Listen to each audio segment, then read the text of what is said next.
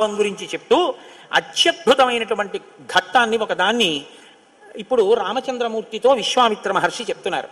ఇది శ్రీరామాయణంలోనే అత్యంత శక్తివంతమైన పరమాద్భుతమైనటువంటి ఘట్టములలో ఒకటి. షణ్ముఖోత్పత్తి అంటారు. ఇది ఎంత శక్తివంతం అంటే గర్భిణీ స్త్రీలు కానీ ఈ సర్గల్ని పారాయణ చేస్తే తప్పకుండా వాళ్ళకి సంతానం కలుగుతుంది. సంతానం ఉత్తమమైన సంతానం కలుగుతుంది. ఎటువంటి సమస్యలు లేకుండా వాళ్ళకి ప్రసవం అవుతుంది. అంత శక్తి ఇందులోనే ఉంది. ఇందులోనే వాల్మీకి మహర్షి కుమార సంభవం అన్నమాట వాడారు. పెద్దవాళ్ళు ఏం చెప్తారంటే వాల్మీకి మహర్షి అసలు ఎప్పుడూ ఫలశ్రుతి చెప్పరు. ఈ సర్గ చదివితే ఇది వస్తుందని చెప్పరు. అట్లాంటి వాల్మీకి మహర్షి గంగావతరణానికి షణ్ముఖోత్పత్తికి ఫలశ్రుతి చెప్పారు. అత్యంత శక్తివంతమైన ఘట్టాలలో షణ్ముఖోత్పత్తి ఒకటి.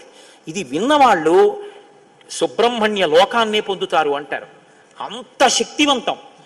ఇందులో కుమార సంభవం అన్న మాట వాల్మీకి మహర్షి వాడారు. దీన్నే కాళిదాస్ గారు తీసుకున్నారు. తీసుకుని కుమార సంభవం అన్న గ్రంథాన్ని ఆయన ఆ పేరుతోనే రచన చేశారు. కానీ ఇప్పటికీ గర్భిణీ స్త్రీలు పారాయణ చేస్తే ఈ షణ్ముఖోత్పత్తినే వింటూ ఉంటారు. కాబట్టి ఇప్పుడు మీరు అవధరించండి. పురా రామకృతోద్వాహో నీలకంఠో మహాతపాః దృష్ట్వాచ స్పృహయా దేవీం మైథునా ఉపచక్రమే అంటూ మొదలుపెట్టారు విశ్వామిత్ర మహర్షి. నాయనా రామా, నీకు అంగదేశం గురించి చెప్పాను. మన్మధుడు కాలిపోయాడు. తర్వాత పార్వతీ పరమేశ్వరులకి వివాహమైంది. ఎలా అయింది మరి మన్మధుడు లేకుండా? ప్రారంభమే ఒక గొప్ప విషయం. అందరి మీద బాణాలు వెయ్యాలి అంటే చేతిలో చెరుకు విల్లు 5 పుష్ప బాణాలు పట్టుకుని బాణాలు వేసేటటువంటి మన్మధుడు నేను బాణాలు వేసి అందరిలోనూ కామ ప్రచోదనం చెయ్యగలనన్న అహంకారంతో అదే పుష్ప బాణాల్ని తీసుకెళ్లి పరమశివుడి మీద కూడా వేసి ఆయన మనసు కదిపి పార్వతీదేవి యందు అనురక్తుడయ్యేటట్టు చెయ్యగలననేటటువంటి అహంకార బుద్ధితో ఒక్క బాణాన్ని తీసి ప్రయోగించడానికి సిద్ధపడేటప్పటికే బహిర్ముఖుడైనటువంటి పరమశివుడు కనుతెరిచి చూసి తన మీదే బాణ ప్రయోగానికి సిద్ధపడుతున్న మన్మధుడి మీద ఆగ్రహం చెంది 3వ కన్ను తెరిస్తే భస్మ రాశి అయి మన్మధుడు కింద పడిపోయాడు. కాబట్టి సృష్టి ఆగిపోయి ఉండాలి కదా. ఇప్పుడు మన్మధుడు లేడుగా. మరి అప్పుడు పార్వతీ కళ్యాణం ఎలా అయింది అంటే అమ్మవారు ఏం చేసిందంటే ఏ ఆయుధములను మన్మధుడు పట్టుకుంటాడో వాటిని ఆవిడ పుచ్చుకుంది. 5 పుష్ప బాణాలని చెరుకు విల్లు ఆవిడే పుచ్చుకుంది. కామాక్షి, కంచి కామాక్షి అదే కదండి, చేత్తో పట్టుకుంది. ఇదే మనం లలితాస్వరూపం యొక్క వర్ణన చెప్తే ఇదే చెప్తాం. రాగస్వరూప పాషాఢ్య క్రోధాకార అంకుశోజ్వల మనోరూపేక్షుకోదండ పంచతన్మాత్రశాయక. ఇప్పుడు ఆవిడ ఇలా పట్టుకుంటే ఇంతటి పరమశివుడు వశుడైపోయాడు. అయిపోయి తాళి కట్టించాడు. తాళి కట్టాడు. సంసారంలోకి వచ్చి ఆవిడ పక్కన కూర్చున్నాడు. శంకరాచార్యుల వారు దెప్పి పొడిచారు. స్ఫురద్గండాభోగత్ ప్రతిఫలిత తాటంక జుగళం చతుశ్చక్రం మన్యే తవ ముఖమిదం మన్మధరదం యమారుహ్య దృహ్యత్కవ నిరదమర్కేందు చరణం మహావీరో మార ప్రమదపతయే సంగీతపతయే అన్నారు. అయ్యా, నువ్వు ఎంత గొప్పవాడివైనా మా తల్లి చెరుకు విల్లు పుష్పబాణాలు పట్టుకునేటప్పటికీ లొంగవలసిందే. తాళి కట్టావా లేదా అమ్మ మెళ్ళో? తాళి కట్టి అమ్మ పక్కకు వచ్చి అయ్యగా కూర్చున్నావు. ఇప్పుడు ఆవిడ శివకామ సుందరి. ఆమె అంత సౌందర్యంతో ఎవరి కోసం కూర్చుంది? మనకి తండ్రిని తెచ్చి కూర్చోబెట్టడానికి. ఆవిడ శివుడికి సౌందర్యం, బాహ్య సౌందర్యం, శివకామ సుందరి. మీకు నాకో అఖిలాండేశ్వరి, జగజ్జనని, మీనాక్షి, కామాక్షి, రాజరాజేశ్వరి, లలిత. మనకి అమ్మ. మా నాన్నగారికి భార్య. మా నాన్నగారు మా అమ్మని కామదృష్టితో చూడొచ్చు, అది ఆయనకి ధర్మబద్ధం. నేను మా అమ్మగారిని పవిత్ర దృష్టితో చూస్తాను. మా అమ్మగారు మా నాన్నగారికి శివకామ సుందరి, నాకు జగజ్జనని. లలితాపరాభట్టారిక. వాగర్ధ వివసంపృక్తౌ వాగర్ధ ప్రతిపత్తయే జగత పితరౌ వందే పార్వతీ పరమేశ్వరౌ.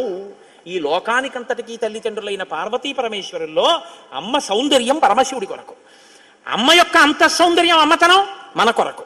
మనకి జగదంబ, జగజ్జనని, ఆయనకి భార్య. కాబట్టి ఇప్పుడు ఆవిడ తన ప్రజ్ఞతో పెళ్లి చేసుకుంది, మన్మధుడి గొప్పతనంతో పెళ్లి చేసుకోలేదు. మన్మధుడికి ఏం చేసింది? శివుణ్ణి తెచ్చి తన భర్తగా కూర్చోబెట్టుకుని, పిచ్చాడా ఇంకెప్పుడు ఆయన మీద వేయకు బాణాలు, ఇగో మిగిలిన వాళ్ళ మీద అంటావా వేయి అని పట్టుకెళ్ళి మళ్ళీ ఆయన చేతిలో పెట్టింది. ఇప్పుడు ఆయన ఏం చేశాడు? శరీరం లేదు కానీ మునులను కూడా మోహపెడుతున్నాడు. ఎందుకు పెట్టగలుగుతున్నాడు? ధను పౌష్పం మౌర్వీ మధుకరమయీ పంచవిశిక వసంతు సామంతో మలయమరుదాయోధనరద తదాప్యేక సర్వం హిమగిరిసుతే కమపి కృపాం అపాంగతే లబ్ధ్వా జగదిదమనంగో విజయతే అంటారు శంకర భగవత్పాదులు సౌందర్యలహరిలో. అమ్మ తన కడగంటి చూపుతో ఇలా చూసి 1000 బాణాలు పర్వాలేదు, లోకం మీద వెయ్యండి అంటే అదేమిటంటే మన అలా పాడు చేసేయడం ఏమిటంటే మీరు అనుకోకండి. అమ్మవారు ఆ శక్తి మన్మధుడికి ఎందుకు ఇచ్చింది అంటే మనం పితృరుణం తీర్చుకోవడానికి. తండ్రి రుణం తీరాలంటే మనం సంతానాన్ని కనాలి, అందుకు ఇచ్చింది. అంతేగాని అమ్మవారు మన్మధుడికి బాణాలు ఇచ్చిందండి నేను పాడైపోయానండి అని చెప్పడానికి నీకు ఇవ్వలేదు. నీకు ధర్మపత్ని ధర్మేచ అర్ధేచ కామేచ నాతిచరామి అని పుచ్చుకున్నావు, మరి తగలబడ్డానికి ఎందుక మంత్రం, ఇంకా ఎందుక ప్రతిజ్ఞ, ఇంకా విచ్చలవిడితనంతో ఆబూతి తిరిగినట్టు తిరగమని కాదుగా నిన్ను లోకంలో సృష్టించింది అమ్మవారు. మన్మథబాణం దేని కొరకు అంటే కేవలము నీ యొక్క పితృరుణం తీర్చుకోవడానికి అంతే. కాబట్టి ఇప్పుడు వివాహమైనటువంటి పార్వతీ పరమేశ్వరులు ఏకాంతంలో విహరిస్తున్నారు. పురారామకృతోద్వాహో నీలకంఠో మహాతపాః దృష్ట్వా చ స్పృహయా దేవీం మైథునాయోపచక్రమే. వాళ్ళిద్దరూ అలా క్రీడించడం మొదలుపెట్టి 100 దివ్య సంవత్సరాలు పూర్తయిపోయాయి. వాళ్ళిద్దరూ ఏకాంతంలోంచి బయటికి రాలేదు, వాళ్ళకి బిడ్డ పుట్టలేదు. దేవతలందరూ కలుసుకున్నారు. పార్వతీ పరమేశ్వరులు ఇద్దరూ కనపట్టలేదంటే కొత్తగా పెళ్ళయింది కదా, 100 దివ్య సంవత్సరాల నుంచి విహారం చేస్తున్నారు. ఒక చిత్రమైనటువంటి ఆలోచన వచ్చింది వాళ్ళకి. ఒరే, అసలు పార్వతీదేవే శక్తి స్వరూపిణి, పరమశివుడు తేజపుంజం మహానుభావుడు. ఇప్పుడు వాళ్ళిద్దరి యొక్క శుక్రశోణితములు కలిస్తే, తేజస్సులు కలిస్తే, ఈ లోకంలోకి ఒక కొత్త ప్రాణి వస్తే అసలు అటువంటి భూతమును అంటే అటువంటి ప్రాణిని మనం చూడడం కుదురుతుందా? అది ఎంత తేజవంతంగా ఉంటుంది, ఎవరు వహిస్తారు ఆ భూతాన్ని, ఎవరు చూడగలరు ఆ ప్రాణిని? కాబట్టి మనం పరమశివుణ్ణి వెళ్ళి అడుగుదాం, మీరు రతిక్రీడ విరమించి బిడ్డల్ని కనద్దు అని అడుగుదాం అన్నారు. అయితే మీరు నన్ను మాట అడగచ్చు, ఏమండి బుద్ధి ఉందా అసలు ఈ మాట? వాళ్ళు అన్నారు అనుకోండి, మీరు ఎలా చెప్పారండి అని అడుగుతారు నన్ను. అసలు దేవతలకు ఎందుకండి ఈ వ్యవహారం? వాళ్ళు అలా ఎందుకు అనాలి? అలా అంటే మాత్రం దాన్ని మేము ఎలా అంగీకరించగలం ఈ విషయాన్ని? మీరు కంగారు పడిపోకుండా ఉండండి, నేను తర్వాత చెప్తాను ఎందుకు వస్తుందో. కాబట్టి ఇప్పుడు వాళ్ళందరూ కలిసి ఓ సమావేశం పెట్టుకున్నారు. నిజమే అంటే నిజమే, అందరూ కలిసి కైలాసానికి వెళ్ళారు. బయట నించుని పెద్ద కేకేశారు. ఏమని? దేవదేవ మహాదేవ లోకస్యాస్య హితేరత. ఓ దేవదేవ మహాదేవ, లోకమునకంతటికి రక్షించవలసిన వాడా అని కేకేశారు. వీళ్ళకి ఏం ఉపద్రవం వచ్చిందో ఆయన బయటకు వచ్చారు. ఆయన్ని చూడగానే వీళ్ళందరూ నేల మీద పడి నమస్కారం చేశారు. చని కైలాసముదొచ్చి శంకరుడి వాసద్వారముంజేరి ఈశుని దవ్వారుకు లడ్డు పడ్డ దళమంచుందొచ్చి కుయ్యో ముర్రో విను వాలింపుము చిత్తగింపుము దయన్ వీక్షింపుమన్ సంబుజానన ముఖ్యుల్కని రక్తరక్షణ కళా సంరంభులిన్ శంభులిన్ అంటారు పోతన గారు. అలా వీళ్ళందరూ ప్రణిపాతం చేశారు నేల మీద పడి. సురాణం ప్రణిపాతేన ప్రసాదం కర్తుమర్హసి న లోకా ధారయిష్యంతి తవ తేజ సురోత్తమ అన్నారు. మహానుభావ, నీవు పార్వతీదేవితో కలిసి ఏకాంతంలో దివ్యక్రీడను అనుభవిస్తున్నావు. మీ ఇద్దరికి బిడ్డ పుడితే దుస్సహం, మేము తట్టుకోలేం. అందుకని నీ తేజస్సుని నీ తేజస్సులోకి అణిచేసేయి, ఆమె తేజస్సుని ఆమె తేజస్సులో అణిచివేయమను. మీ ఇద్దరూ ఒకరి పట్ల ఒకరు ఇటువంటి ఆభిముఖ్యం పొందకుండా తపస్సు చేసుకుంటూ కూర్చోండి అన్నారు. బ్రాహ్మేణ తపసాయుక్తో దేవ్యా సహ తపశ్చర త్రైలోక్య హితకామార్థం తేజస్తే జసిధారయా. తేజస్సుని తేజస్సులో అణిచేసి ఇద్దరూ తపస్సు చేసుకోండి అన్నారు. ఎంత అక్కర్లేని విషయం అనేది. అంటే ఆయన అన్నాడు, తండ్రితనం అండి, తప్పకుండా మీకు అలాంటి ఇబ్బంది ఉంటుందంటే నేను ఇటువంటి భూతమును సృష్టించాను, అలాగే వెళ్ళిపోతాను. కానీ నేను ఇప్పటికి 100 దివ్య సంవత్సరముల నుంచి పార్వతీదేవితో క్రీడించాను.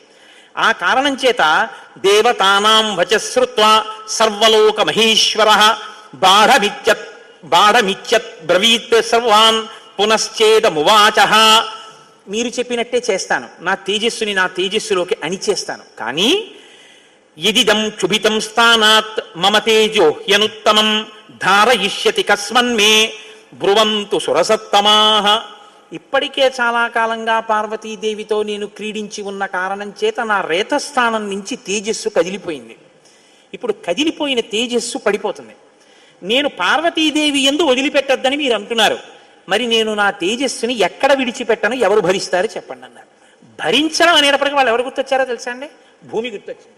అన్నీ ఆవిడేగా భరిస్తుంది, పాపం ఆవిడే భరించాలి. అందుకని వాళ్ళందరూ కలిసి ముక్తకంఠంతో భూమిని చూపించారు. చూపించి ఏవ ముక్తాః సురాః సర్వే ప్రత్యూచు వృషభధ్వజం యత్తేజక్షుభితం హే తద్దరా ధారయిష్యతి. ఈ భూమి భరిస్తుంది, దీని మీద వదిలేసేయండి.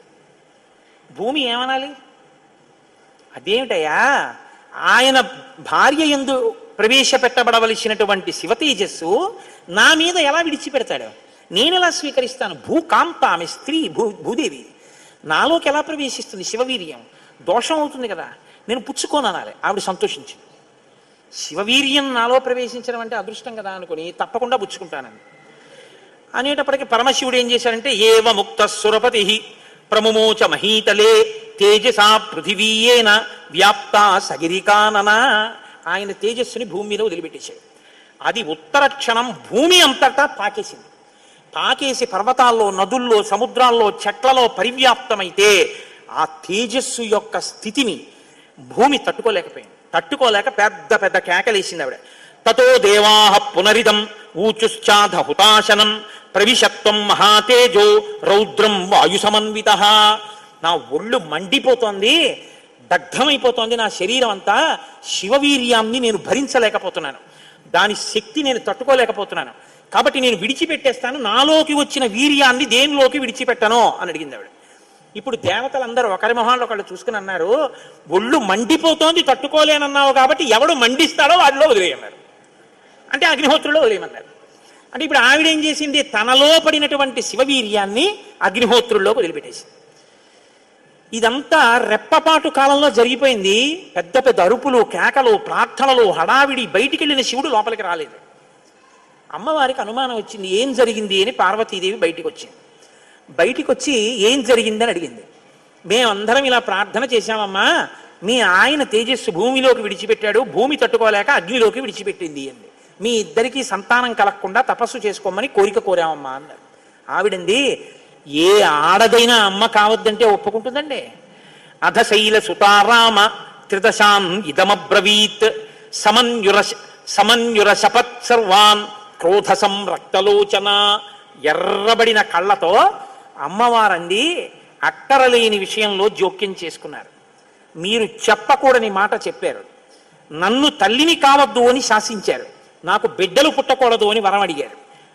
నాయందు ప్రవేశపెట్టబడవలసినటువంటి శివవీర్యాన్ని భూకాంత యందు ప్రవేశపెట్టారు.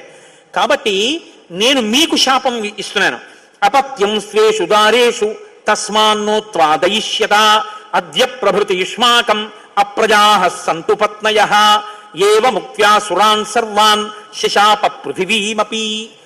ఇక నుంచి మీ భార్యల వలన మీకిక సంతానము కలుగకుండుగాక. ఇక నుంచి దేవతలకి సంతానం ఉండదు అంది. కాబట్టి దేవతల సంఖ్య ఎప్పటికీ 33 కోట్లే. ఎందుకంటే ఇంకా వాళ్ళకి సంతానం ఉండదు. అందుకే బ్రహ్మగారు మొన్నటి రోజున దేవతల్ని పిలిచి, మీ అంశలలో ఉండవలసినటువంటి వానరుల్ని అప్సరసల యందు, యక్షకాంతల యందు, గంధర్వ కిన్నెర వానరకాంతల యందు సృజించండి, మీ భార్యల యందు మీకు పిల్లలు పుట్టరు, పార్వతీదేవి శాపం ఉందని చెప్పారు.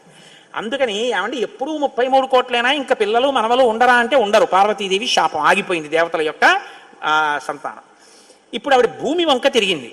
నువ్వు స్త్రీవి కదా, నా భర్త యొక్క తేజస్సుని నేను పట్టవలసింది నువ్వెలా పట్టుకున్నావు? నువ్వెలా స్వీకరించావు నా భర్త తేజస్సుని? అవనేనైక రూపాత్వం బహుభార్యా భవిష్యసి. ఆవిడ్ని శపించింది. నువ్వు ఒక్క రూపంతో ఉండవు. భూమి అని పిలవబడినా నీకు అనేకమైనటువంటి స్థితి కలుగుతుంది. ఒక చోట చౌటు నేల, ఒక చోట నల్ల నేల, ఒక చోట ఎడారి, ఒక చోట పంట పండే నేల. ఇలా నువ్వు రకరకాలుగా అయిపోతావు. అంతేకాదు బహుభార్య భవిష్యసి. నీకు ఒక్క భర్త ఉండడు. నీ భర్త కానివాడి వీర్యం నువ్వు పుచ్చుకున్నావుగా, నీకు ఇంకా ఎంతమంది భర్తలో లెక్కుండరు. అందుకే రాజ్యాన్ని పాలించిన వాడందరూ భూమిపతులే. ఎంతమంది ఆవిడికి భర్తలు లెక్కలేదు. కారణం ఏమిటంటే పార్వతీదేవి శాపం. అవనేనైక రూపాత్వం బహుభార్య భవిష్యసి నచ పుత్ర కృతాం ప్రీతిం మక్రోధ కలుషీకృత. ఏ ఆడదైనా కోరుకునేది ఏమిటంటే భర్త వలన కొడుకుని కనాలి, ఆ కొడుకు పేరు ప్రఖ్యాతులు తేవాలి, తల్లి సంతోషించేటట్టు ప్రవర్తించాలని కోరుకుంటాడు. ఏ తల్లి ఈ లోకంలో ఏ ఒక్కటి సహించదో అది నీ యందు నిజమగుగాక. ఏ తల్లి అయినా ఏది సహించలేదు, ఎంత తప్పైనా సహిస్తుంది. కానీ అమ్మ వంక ఆడదాన్ని చూసినట్టు చూశాడు అనుకోండి కొడుకు, అమ్మ మాత్రం ఒక్కనాటికి క్షమించదు. ఇంకా అమ్మలో ఆడతనాన్ని చూడకూడదు. ఇంకంతకన్నా పవిత్రంగా మాట్లాడడం కష్టం, ఇంకంతకన్నా నేను దిగి మాట్లాడను. కాబట్టి అమ్మతనాన్నే చూడాలంతే కొడుకు. కానీ నీ విషయంలో ఏమవుతుందో తెలుసా, నీ కొడుకులందరూ నీకు భర్తలు అవుతారు. అందుకే భూమిపతి పతే, ఆయన తర్వాత ఆయన కొడుకు, ఆయన భూమిపతే. ఎంత దారుణం అండి అది. ఒక ఆయన పరిపాలిస్తున్నాడు, ఆయన భూమిపతి, ఆయనకి కొడుకు పుట్టాడు. ఇప్పుడు భూమికి ఆయన ఏమవ్వాలి? కొడుకు. ఆ భూమిపతి వెళ్ళిపోయాడు, ఇప్పుడు ఈయనేమవుతాడు? ఈయన భూమిపతే, తన కొడుకు తనకి భర్త. ఇంతకన్నా దారుణమే ఉంది? ఇది పార్వతీదేవి శాపం. కాబట్టి నచ పుత్ర కృతాం ప్రీతిం మక్రోధ కలుషీకృత ప్రాప్యసిత్వం సుదుర్మేధే మమ పుత్రమనిచ్చతి. నాకు బిడ్డలు కలగకుండా చేశారు కాబట్టి మీరు ఈ శాపం అనుభవించండి అని లోపలికి వెళ్ళిపోయారు. ఇప్పుడు వీళ్ళందరూ ఇలా వేళ్ళు విరిచారు. ఒరే అక్కర్లేని విషయంలో జోక్యం చేసుకున్నాను రా, ఎవడరా ఈ మాట చెప్పింది అసలు అన్నాడు. వాడు ఉంటాడేమిటి ఇంక అక్కడ. ఇప్పుడు అందరూ భారంగా తలకాయలు ఉంచుకుని ఇళ్ళకెడితే వీళ్ళ శిఖలు ఎవరు పట్టుకుంటారు? ఒరే ఎందుకు వెళ్ళావురా నువ్వు, నీ వల్ల నాకు ఇంకా బిడ్డలు కలగరని వాళ్ళు పట్టుకుంటారు. కాబట్టి ఇప్పుడు వాళ్ళందరూ ఇళ్ళకెళ్ళారు. సగత్వా తప అతిష్టత్ పార్శ్వే తస్యోత్తరే గిరేహే హిమవత్ ప్రభవే శృంగే సహదేవ్యా మహేశ్వర. హిమాలయ పర్వత ప్రాంతంలో పార్వతీ సహితుడై పరమశివుడు మాత్రం హాయిగా కూర్చుని తపస్సు చేసుకుంటున్నాడు. ఇంకా వాళ్ళిద్దరికీ బిడ్డలు పుట్టకూడదు అన్నారుగా, అందులో ఆయన వెళ్ళి తపస్సు మొదలెట్టాడు. గొడవ ఎక్కడొచ్చింది? ఇక్కడతో ఏమైపోలేదు గొడవ. తారకాసురుడని వాడు బయలుదేరాడు. వాడికి తెలిసి విషయం, ఇక పార్వతీ పరమేశ్వరులకి బిడ్డలు పుట్టరని, దేవతలకి బిడ్డలు పుట్టరని తెలుసు వాడికి. వాడు బ్రహ్మగారి గురించి తపస్సు, వాడు చాలా తెలివైనవాడు. వాడు నాకు చావుద్దన్నాడు, అది కుదరదన్నాడు ఆయన. అయితే పార్వతీ పరమేశ్వరులకు కొడుకు పుడితే వాళ్ళ చేతిలో చచ్చిపోతానన్నాడు. బ్రహ్మగారు ఏమంటారు? తథాస్తు. వీళ్ళే అడిగారు పార్వతీ పరమేశ్వరుని, వాళ్ళిద్దరు తపస్సుకి వెళ్ళిపోయారు. ఇప్పుడు వెళ్ళి మీ ఇద్దరు బిడ్డలు కనండి అన్నారు అనుకోండి, ఇంకేమైనా ఉందా? వద్దన్నావు, అన్ని శాపాలు ఇచ్చేసింది ఆవిడ. అంటే మీరు బాగా గమనించండి, ఏదైనా ఆడది భరిస్తుంది, కానీ ఆడదాని అమ్మతనానికి, ఆడదాని భర్తృత్వాన్ని పంచుకోవడానికి ఇంకో ఆడదొస్తే మాత్రం ఈ లోకంలో సహించడం అన్నది ఉండదు. అది ఈ జాతి క్షమించలేదు. ఇది రామాయణం యొక్క తీర్పు. కాబట్టి ఇప్పుడు వీళ్ళు వెళ్ళి అడగలేరు పార్వతీ పరమేశ్వరుని. కొడుకు పుడితే తప్ప వీళ్ళకి బతుకులేదు. ఎందుకని? వీళ్ళని చాలా బాధ పెట్టేస్తున్నాడు తారకాసురుడు. కాబట్టి ఇప్పుడు ఏం చెయ్యాలో అర్థం కాక పార్వతీ పరమేశ్వరులను అడగలేక చతుర్ముఖ బ్రహ్మగారి దగ్గరికి వెళ్ళారు. వెళ్ళి, అయ్యా ఎలాగండి పార్వతీ పరమేశ్వరులకు కొడుకు పుడితే తప్ప మేము రక్షింపబడం, ఇప్పుడు పుట్టే మార్గం ఏమైనా ఉందా అని అడిగారు. అడిగితే ఆయన అన్నారు, శైలపుత్ర్యా యుదుక్తం తత్ న ప్రజా సంతు పత్నిషు తస్యావచనమక్లిష్టం సత్యమేతన్న సంశయ. ఒరే పార్వతీ పరమేశ్వరులకి ఇంట పిల్లాడు పుట్టడం అనేటటువంటి విషయాన్ని మీరు నేను ఇక వెళ్ళి అడగడం అన్న విషయం మర్చిపోండి. పోనీ మన దగ్గర శివుని యొక్క తేజస్సు ఉంది. ఇంకాను అగ్నిహోత్రుడు పుచ్చుకుని ఉంచాడుగా, అగ్నిహోత్రుల్లో ఉందిగా, యాపిల్ పండు ఫ్రిడ్జ్లో పెట్టుకున్నట్టు అగ్నిహోత్రుడి దగ్గర ఉంది అది. పోనీ దాన్ని తెచ్చి ఎవరిలోకైనా నిక్షేపిద్దామంటే మీ భార్యలు ఎవ్వరికీ పిల్లలు పుట్టరు, ఆవిడ శాపం ఉందిగా. పైగా ఆ శివవీర్యాన్ని భూకాంత పుచ్చుకుందనేగా అన్ని శాపాలు ఇచ్చింది. ఇప్పుడు దాన్ని తీసుకెళ్ళి ఇంకోళ్ళు ఎవరికన్నా ఇస్తామంటే ఎవరు మాత్రం పుచ్చుకుంటారు? ఏ ఆడది పుచ్చుకుంటుంది? పుచ్చుకుంటే కదా పిల్లలు పుట్టడం. పార్వతీదేవిని వెళ్ళి అడగలేము, పోనీ శివవీర్యం ఉందని ఇంకో స్త్రీలో ప్రవేశపెట్టలేము. ఎలా ఆలోచించి, ఆయన తక్కువడండి చతుర్ముఖ బ్రహ్మగారు అంటే. నేను అందుకే బ్రహ్మ నన్ను బ్రహ్మగారు అంటుంటాను. ఆయన సలహా లేకపోతే లోకం లేదు, మన ఉపన్యాసమే లేదు.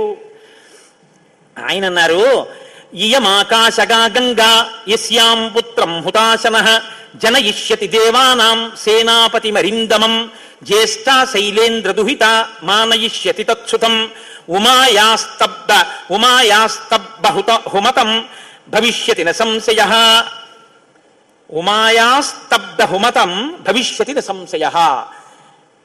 హిమవత్ పర్వతం ఉందే, హిమవంతుడు, ఆయనకి ఇద్దరు బిడ్డలు ఉన్నారు. పెద్దమ్మాయి పేరు గంగ, రెండో అమ్మాయి పార్వతి. పెద్దమ్మాయి దేవతా స్త్రీలలోకి రాదు, ఆ అమ్మాయి స్వర్గలోకంలో ప్రవహిస్తోంది. ఇప్పుడు తనకి బిడ్డలు పుట్టలేదన్న బాధ ఎప్పుడు పోతుందంటే, తన భర్త యొక్క వీర్యం తన అక్కగారిలోకి ప్రవేశించి బిడ్డ పుడితే తన అక్క కొడుకు తన కొడుకేగా. అందుకుని కొంచెం మనసు కుదుటపరచుకుని పోన్లే బిడ్డ పుట్టాడని సంతోషిస్తుంది. అక్క జోలికి వెళ్ళదు, ఎందుకంటే కొంచెం ఆప్యాయత అన్నదోటి ఉంటుంది. అక్క కొడుకు తన కొడుకే అవుతాడు కాబట్టి మనం పార్వతీదేవి కోప్పడకూడదంటే ఆ గంగాదేవి యందు ఈ శివవీర్యాన్ని నిక్షేపించాలి. ఇప్పుడు శివవీర్యం ఎవరి దగ్గర ఉంది? అగ్నిహోత్రుడి దగ్గర ఉంది. ఇప్పుడు అగ్నిహోత్రుడు ఏం చేయాలి? గంగాదేవిలో విడిచిపెట్టాలి. గంగాదేవి ఒప్పుకోవద్దు, కాబట్టి మీరు ఏం చేయాలి? మీరేగా వెళ్ళి ప్రార్థన చేశారు, మీరే వెళ్ళి అగ్నిహోత్రుడిని గంగని ప్రార్థన చేయండి అన్నారు. ఇప్పుడు గంగాదేవి దగ్గరికి వెళ్ళి అమ్మ ఏమనుకోవద్దు, శివవీర్యం అగ్నిహోత్రుడి దగ్గర ఉంది, నువ్వు అది బుచ్చుకో అంటే చీనోర్ముయ్యి అంటే. అందుకని ఈ మాట ఎవరు చెప్పాలో ఒక్క పురుషుడు చెప్పాలి. పురుషులందరూ వెళ్ళి చెప్తే అసహ్యంగా ఉంటుంది. మీరు వెళ్ళి అగ్నికి చెప్పండి, అగ్ని వెళ్ళి ఆవిడికి చెప్తారని. ఎందుకంటే ఇంత ఇబ్బంది అంటే ఇది గట్టిగా చెప్పుకునేది కాదు, ప్రయత్నం చేస్తున్నారు. పార్వతీ పరమేశ్వరులకి పుత్రుడు కలిగేటట్టు తెలిస్తే చంపేదలు పారేస్తాడు ఆయన తారకాసుడు. అందుకని ఎవరికీ తెలియకుండా జరగాలి ఈ పని అంతాను. ఇప్పుడు వీళ్ళందరూ కలిసి అగ్నిహోత్రుడి దగ్గరికి వెళ్ళారు. అయ్యా ఎంత గొప్ప సలహా చెప్పావు, ఏదో ఓ కారు చీకటిలో కాంతిరేఖ కఠినమైన సాక్ష్యానికి సూక్ష్మమైన రంధ్రం దొరికాయి, ఇక మేము అల్లుకుంటాం కథ అన్నారు. తచ్చుత్వా వచనం తస్య కృతార్థ రఘునందన ప్రణిపత్య సురాసర్వే పితామహం అపూజయన్. బ్రహ్మగారికి పూజ చేసి నమస్కారం చేసి బయలుదేరి అగ్నిహోత్రుడి దగ్గరికి వెళ్ళారు. వెళ్ళి ఆయనతో అన్నారు, దేవ కార్యమిదం దేవ. ఇప్పుడు మాట్లాడడం కొంచెం జాగ్రత్తగా మాట్లాడడం మొదలెట్టారు. ఇది దేవకార్యం, ఏదో మేము సరదాగా నువ్వు బట్టికెళ్ళి అక్కడ విడిచిపెట్టు ఇలాంటి మాటలు చెప్పడానికి రాలేదు. నీకు పిల్లలు పుడితే నాకెందుకు, పుట్టకపోతే నాకెందుకు, ఇలాంటి వాటిల్లో ఇక మేము జోక్యం చేసుకోం, బుద్ధి వచ్చింది మాకు. కాకపోతే ఇది దేవకార్యం. ఇప్పుడు ఈ పిల్లాడు పుట్టకపోతే వీపులు పగిలిపోతున్నాయి తారకాసురుడి వల్ల, అందుకని పుట్టాలి పిల్లాడు. కాబట్టి సంవిధత్ సహుతాశన శైలపుత్ర్యాం మహాతేజో గంగాయాం తేజవుత్సృజ. నీలో ఉన్న శివ తేజస్సుని పట్టుకెళ్ళి గంగలో విడిచిపెట్టు. గంగ పుచ్చుకుంటే, గంగకి కొడుకు పుడితే ఆ పిల్లవాడు పార్వతీ పరమేశ్వర పుత్రుడి కిందకు వస్తాడు. ఎందుకంటే పార్వతీదేవి అంగీకరిస్తుంది కాబట్టి. ఆ పిల్లవాడికి సేనానాయకత్వం ఇద్దాం, వాడు సేనాధిపతి అయితే వాడి చేతిలో తారకాసుడు చచ్చిపోతాడు. అందుకని నువ్వు వెళ్ళి గంగను అడిగన్నారు. ఇప్పుడు పుచ్చుకునేటప్పుడు అప్రసన్నమైన మనస్సుతో ఆవిడ పుచ్చుకుంది అనుకోండి, ఇది ఎక్కడ చికాకు వచ్చిందిరా అని. అప్రసన్నమైన మనస్సుతో కానీ అలా పుచ్చుకుంటే తేజోవంతుడైన బిడ్డ సంభవించాడు. కాబట్టి ఆవిడ ప్రసన్నంగా పుచ్చుకోవాలి. అంటే ఆవిడ ప్రసన్నంగా పుచ్చుకోవడానికి యోగ్యమైన రీతిలో ఆవిడికి చెప్పాలి. కాబట్టి ఆయన వెళ్ళి చెప్పాడు అగ్నిహోత్రుడు, గర్భం ధారయ వైదేవి దేవతానాం ఇదం ప్రియం అన్నాడు. అమ్మా నువ్వు గర్భం ధరించాలమ్మా, ఆవిడ కన్య, భర్త లేడు, మరి నువ్వు గర్భం ధరించాలంటే అందావిడే దేవతానాం ఇదం ప్రియం. అమ్మ దేవకార్యం ఇది, అందుకుని నిన్ను అడుగుతున్నాను తప్ప ఇంకో మాట అనుకో కుసుమ తల్లి. అందుకని ఆవిడ అర్థం చేసుకుంది, ఓహో ఇంతకన్నా ఇప్పుడు లోకాన్ని రక్షించడానికి మార్గం లేదు, కాబట్టి శివ తేజస్సుని నాలోకి తీసుకుంటాను. తస్య తద్వచనం శ్రుత్వా దివ్యం రూపమధారయత్. ప్రసన్నంగా తీసుకుంది అనడానికి గుర్తు దివ్యమైన రూపాన్ని ధరించి శివ తేజస్సుని తనలోకి తీసుకుంది. ఇప్పుడు వీళ్ళ బాగా గమనించండి, సుబ్రహ్మణ్యోత్పత్తి అంటే ఎటువంటిదో తెలుసండి. 33 కోట్ల మంది దేవతలు ఇలా ఎదురు చూస్తున్నారు. ఇప్పుడు కాని శివవీర్యం ఎందుకో పనికి రాకుండా పోయిందనుకోండి, గంగ కానీ అయ్యి బాబాయ్ నేను భరించలేకపోతున్నానని వదిలేవతల పారేసింది అనుకోండి, అంతే. ఇక శివవీర్యం లేదు, ఎందుకంటే ఉన్న శివవీర్యం పాడైపోయింది. కాబట్టి ఇక పుత్రుడు కలగడు. ఇక పుత్రుడు కలగకపోతే ఇక ఎప్పటికీ అసలు దేవతల యొక్క రాజ్యం అన్నది ఇక రాదు, తారకాసురుడే ఉంటాడు. కాబట్టి ఇక మీరు నేను పురాణం చెప్పుకోవడం ఇప్పటికీ ఉండదు, ఆయనే పరిపాలిస్తుంటాడు కదా. కాబట్టి ఇప్పుడు ఆ గంగ వల్ల బిడ్డ పుట్టాలి. వీళ్ళందరూ ఉత్కంఠతో ఎదురు చూస్తున్నారు. గంగ గర్భం ధరించి బిడ్డని కంటుందా? ఇది ఇంత చల్లటి గంగమ్మలోకి శివవీర్యం వెళ్ళింది. వెళ్ళగానే ఆవిడ ఇప్పుడు పెద్ద కేకేసింది, అయ్య బాబోయ్ ఈ శివవీర్యం యొక్క వేడికి నా నీరు ఉడికిపోతోంది, నేను భరించలేకపోతున్నాను, దీన్ని వదిలేస్తున్నాను. ఎక్కడ వదిలేనది. వీళ్ళందరూ నీరసపడిపోయారు. అయ్యయ్యయ్యయ్యో మన ప్రణాళిక పోయింది అనేటప్పటికి తస్య తద్వచనం శ్రుత్వా దివ్యం రూపమధారయత్ దృష్ట్వా తన్మహిమానం. ఆ తర్వాత సమంతతస్తదా దేవీం అభ్యసించిత పావకః సర్వశ్రోతాంసి పూర్ణాని గంగాయా రఘునందన తమువాచ తతో గంగా సర్వతే దేవ పురోహితం అశక్తాధారణే దేవ తవ తేజస్ సముద్భవం దహ్యమానగ్నినా తేన సంప్రవ్యధితతే ససా. ఇప్పుడు నేను ఈ తేజస్సుని ఎక్కడ వదిలిపెట్టేను, నా సర్వాంగములు క్షోభించిపోతున్నాయంది ఆవిడ. అగ్నిహోత్రుడు చూసి అన్నాడు, బిడ్డ పుట్టాడో లేదో తరువాతి మాట, ముందసలు నువ్వు కలతపడిపోతున్నావు, నువ్వు తట్టుకోలేవు. కాబట్టి అధాబ్రవీదిదం గంగాం సర్వదేవ హుతాశనః ఇహ హైమవతే పాదే గర్భోయం సన్నివేశ్యతాం. అదిగో ఆ హిమాలయ పర్వత ప్రాంతముల యొక్క పాదముల యందు తీసుకెళ్లి నీలో ఉన్నటువంటి శివ తేజస్సుని విడిచిపెట్టేసేయండి. గంగ తనలో ఉన్న శివ తేజస్సుని తీసుకెళ్లి హిమాలయ పర్వత ప్రాంత పాదముల యందు వదిలిపెట్టేసేటప్పటికి అది వెళ్ళి రెల్లు దుబ్బుల్లో పడిపోయింది, గడ్డిలో పడిపోయింది. ఇప్పుడు అందులోంచి ఒక్కసారి కాంతి కనపడింది వాళ్ళకి. పిల్లాడు ఏమైనా వచ్చారా? వాళ్ళకి పిల్లాడు కావాలి. ఇప్పుడు వాళ్ళు చూస్తే సర్వం పర్వత సన్నద్ధం సవర్ణమభవద్వనం జాత రూపమితి ఖ్యాతం తదా ప్రభృతి రాఘవ సువర్ణం పురుష వ్యాఘ్ర హుతాసన సమప్రభం తృణవృక్షలతాగుల్వం సర్వం భవతి కాంచనం. ఆ శివవీర్యంలోంచి, ఆ తేజస్సులోంచి అగ్ని ఎటువంటి కాంతితో ఉంటాడో అటువంటి కాంతితో మొట్టమొదట బంగారం పుట్టింది లోకంలో. బంగారం శివవీర్యం, అందుకే బంగారానికి శివవీర్యం అని పేరు. బంగారం పుట్టి బంగారంతో అక్కడ ఉన్నటువంటి తృణవృక్షలతాగుల్మం సర్వం భవతి కాంచన, ఆ గడ్డి చెట్లు అన్ని బంగారు రంగులో మెరిసిపోయాయి ఒక్కసారి. తర్వాత వెండి పుట్టింది. ఆ వెండిని చూశారు, తెల్లగా ఉంది వెండి. అయిపోయింది. ఆ తర్వాత ఇంకా మిగిలినటువంటి క్షారంలోంచి రాగి ఇనుము పుట్టాయి. మిగిలిపోయినటువంటి మలంలోంచి తగరము సీసము పుట్టాయి. తప్ప పిల్లవాడు మాత్రం కనపడలేదు. అయిపోయింది మన ప్రణాళికంతా, పిల్లవాడు పుట్టలేదు అని దిగాలు ముఖాలు వేసుకుని ఆ పైనుంచి చూస్తున్నారు. ఆ రెల్లు దుబ్బుల్లో రాత్రివేళ తెల్లగా మెరుస్తాయే రెల్లు దుబ్బులు, ఆ రెల్లు దుబ్బుల్లోంచి తదగ్నినా పునర్వ్యాప్తం సంజాత శ్వేత పర్వత దివ్యం శరవణం చైవ పావకాదిత్య సన్నిభం. బ్రహ్మాండమైనటువంటి కాంతులు మెరిసిపోతుండగా 6 ముఖాలతో అద్భుతమైన సౌందర్యంతో ఒక పిల్లవాడు పుట్టి పాల కోసం ఏడ్చాడు. అమ్మయ్యా, పుట్టాడు రా పిల్లాడు, శివపుత్రుడు జన్మించాడు, మన బాధలు తీరాయని వాళ్ళందరూ పొంగిపోయారు. షష్ఠి 6 ముఖాలతో షణ్ముఖుడై పుట్టాడు. ఆ పుట్టినటువంటి వాడు కూడా మహానుభావుడు 6 ముఖాలతో పుట్టాడు కాబట్టి షణ్ముఖుడు. పుట్టిన పిల్లాడికి పాలివ్వాలి, ఆ కృత్తికల్ని పిలిచి మీరు పాలివ్వండి అన్నారు. వాళ్ళన్నారు మేం పాలిస్తాం, కానీ తాం క్షీరం జాతమాత్రస్య కృత్వా సమయముత్తమం దరు పుత్రో యమస్మాకం సర్వాతామితి నిశ్చితాః. ఇప్పుడు పాలిస్తే కానీ మరి పిల్లాడు బతకడు. కాబట్టి వాళ్ళన్నారు మేము పాలిస్తాం, కానీ ఆ పిల్లాడిని మా పేరుతో పిలుస్తారా అన్నారు, మా పిల్లాడని చెప్తారా అన్నారు. అబ్బాయి అలా ఎలా కుదురుతుందండి అన్నారు అనుకోండి. వాళ్ళు పాలివ్వకపోతే పిల్లాడు. అందుకని వీళ్ళు వెంటనే దేవతలందరూ అన్నారు తతస్తు దేవత సర్వ కార్తికేయ ఇతి బ్రువన్. కార్తికేయుడు అన్నాం కదా, ఇవ్వండి పాలన్నారు. అమ్మతనం ఎంత గొప్పదో చూడండి. ఇప్పుడు ఈ కృత్తికలు 6 పిల్లాడికి 6 ముఖాలతో ఉన్నవాడికి 6 పాలిచ్చారు. వాడు పాలు తాగాడు. పుత్రస్త్రైలోక్య విఖ్యాతో భవిష్యతి న సంశయ. కార్తికేయుడని మేం పిలవడం కాదు, 3 లోకాల్లో పిలుస్తారు ఈ పిల్లాడిని, సరేనా అన్నారు దేవతలు. అప్పుడు వాళ్ళు పాలిచ్చారు. కాబట్టి కార్తికేయుడు అగ్నిలో శివవీర్యం చాలా కాలం నిలవ ఉంచబడి అగ్నిహోత్రుడు గంగలో ప్రవేశపెట్టాడు కాబట్టి పావకి.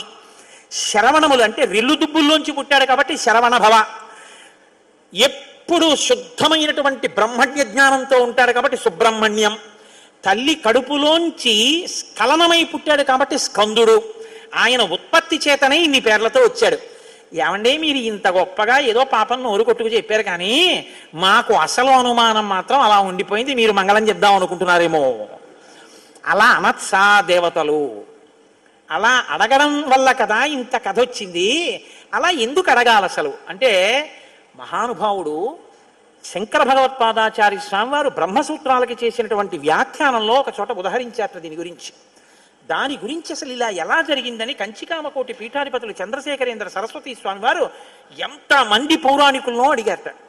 ఆఖరికి ఒక ఆయన దీని మీద పరిశోధన చేసి త్రిపురా రహస్యంలో ఉన్నటువంటి మంత్రాల యొక్క వ్యాఖ్యానంలో దీని అసలు వృత్తాంతం ఎక్కడుందో పరమాచార్య స్వామి వారికి తీసుకొచ్చి చెప్పారు. త్రిపురా రహస్యంలో ఉంది దీని రహస్యం, అక్కడి నుంచి అనుసంధానం చేయాలి దాన్ని. సనత్కుమారుడు అని ఒక ఆయన బ్రహ్మమానస పుత్రుడు, ఆయన పుట్టుక చేత మహాజ్ఞాని.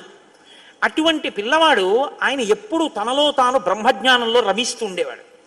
ఆయన ఒక రోజు రాత్రి నిద్రపోవడం అంటే గుర్తుపెట్టుకోండి, బ్రహ్మవేత్త నిద్రకి కూడా ఆయన సాక్షి. అటువంటి ఆయనకి కల వచ్చిందంటే అవస్థ ఏర్పడింది, స్వప్నావస్థ. ఆ కల్లో తాను రాక్షస సైన్యాల మీద యుద్ధం చేస్తున్నట్టు కల వచ్చింది. ఆయన తెల్లబోయి ఇదేం నాకు కల రావడం ఏమిటి, కల రావడం అంటే మనసులో ఏదో కోరిక ఉంది, ఆ కోరిక కల్లో కనపడింది, స్వప్నావస్థలోకి వెళ్ళాను, ఇది దోషం కదా, నాకు అలా ఎందుకు జరిగిందని తండ్రి చతుర్ముఖ బ్రహ్మగారి దగ్గరికి వెళ్ళారు. వెళ్ళి నాన్నగారు నాకు ఇలా కళ ఎందుకు వచ్చింది నాన్నగారు అసలు అని అడిగాడు. ఆయన అన్నాడు, నాయనా నీకు ఇలా కళ రావడానికి ఒక కారణం ఉంది. నువ్వు పూర్వజన్మలో వేదాన్ని నేర్చుకునేటప్పుడు వేదంలో దేవతల గురించి రాక్షసుల గురించి దేవదానవ యుద్ధాల గురించి చదివి ఈ రాక్షసులు ఎప్పుడు వేద ప్రమాణానికి వ్యతిరేకంగా ఎందుకు ఇలాంటి పనులు చేస్తుంటారు, వీళ్ళని పట్టుకుని చంపేయాలని వ్యగ్రత పొందావు. ఆ వ్యగ్రత జీవుణ్ణి పట్టుకుంది. అది ఈ జన్మలో బ్రహ్మవేత్తవైనా నీకు ఆ వాసన ఉండిపోయింది. అది ఇప్పుడు కలగా వచ్చింది. అది తీరాలంటే నువ్వు దేవసేనకి అధిపతివి కావాలి. నువ్వు దేవసేనకి అధిపతివై రాక్షసుల్ని సంహరిస్తే ఆ కోరిక తీరుతుంది. నాన్నగారు నేను దేవాసేనాపతిని కావలసిందే, నాకు కావలసిందే ఆయన అన్నాడు చతుర్ముఖ బ్రహ్మగారు. వచ్చేసారు ఆయన, తన అనుష్ఠానంలో తనున్నారు. ఈలోగా పరమశివుడు ఒక సంకల్పం చేశాడు. పరమశివుణ్ణి మించిన జ్ఞాని లోకంలో ఇంకా లేడు. ఎక్కడైనా జ్ఞానం అంటూ ఉంటే అది కేవలం శాంకర భిక్ష. పరమశివుడి యొక్క భిక్షయే జ్ఞానం. అందుకే ఆయన్ని ఈశాన సర్వ విద్యానాం ఈశ్వర సర్వభూతానాం బ్రహ్మాధిపతిర్బ్రహ్మణోధిపతిర్బ్రహ్మా శివో మే అస్తు సదాశివోం మంగళములకు మంగళం నా తండ్రి. అంతటి మహాజ్ఞాని శంకరుడంటే ఆయన దగ్గర నుంచే వెళ్ళాలి జ్ఞాన గంగ. కాబట్టి పరమశివుడికి ఒకప్పుడు కోరిక పుట్టిందిట. నేను ఇప్పటిదాకా అన్ని విషయాలు చెప్పడం కానీ నేను ఓడిపోయిందన్నది లేదు ఎవరి దగ్గర. ఓడిపోవడం అంటే బయట వాళ్ళ దగ్గర ఓడిపోతే బాగుండదుగా. ఓడిపోవడం అనేటటువంటిది కూడా మనిషి జీవితంలో సన్మానంగా ఎప్పుడు మారుతుంది? పుత్రా విచ్ఛేత్ పరాజయం. తన కొడుకు చేతిలో తాను ఓడిపోవాలి. తన కొడుకు చేతిలో తాను ఓడిపోవడం అంటే ఉరే నేను ఈ శ్లోకానికి ఈ అర్థం ఇన్ని మాటలు చెప్పాను కానీ నా కొడుకు వచ్చి అకస్మాత్తుగా నాన్నగారు ఈ శ్లోకానికి ఈ అర్థం ఇలా కూడా వస్తుంది కదా అంటే నాకు ఎప్పుడూ రాలేదు ఈ ఆలోచన. ఎంత గొప్ప అర్థం చెప్పాడురా, ఇలా చూస్తే అసలు మొత్తం కథ మారిపోయింది. వీడికి ఎంత గొప్ప ఆలోచన వచ్చిందని నా కొడుకు ప్రజ్ఞ ముందు నేను తల వంచితే అది నాకు సన్మానం లాంటి ఓటమి. అలాంటి కొడుకు నా కడుపున పుడతాడా అనుకున్నట్ట పరమశివుడు కూడా ఒకనకొకప్పుడు. ఇప్పుడు సనత్కుమారుల వారికి ఈ కోరిక. ఎంత గొప్ప అర్థం చెప్పాడురా, ఇలా చూస్తే అసలు మొత్తం కథ మారిపోయింది.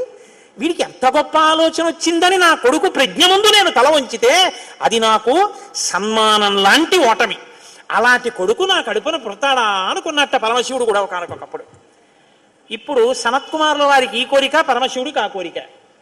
ఒకనకొకప్పుడు పరమశివుడు పార్వతీదేవి అసుర సంధ్య వేళలో ఈ భూమండలం అంతటా కూడా విహారం చేస్తారు. శ్రీశైల పర్వతం మీద దిగుతారు. భాగవతంలో చతుర్థ స్కందం అనుకుంటా అందులో చెప్తారు దీని గురించి. వాళ్ళిద్దరూ విహారం చేస్తుంటే సనత్కుమారుడు కనబడ్డారు. కనబడితే వాళ్ళకి ముచ్చటేసింది.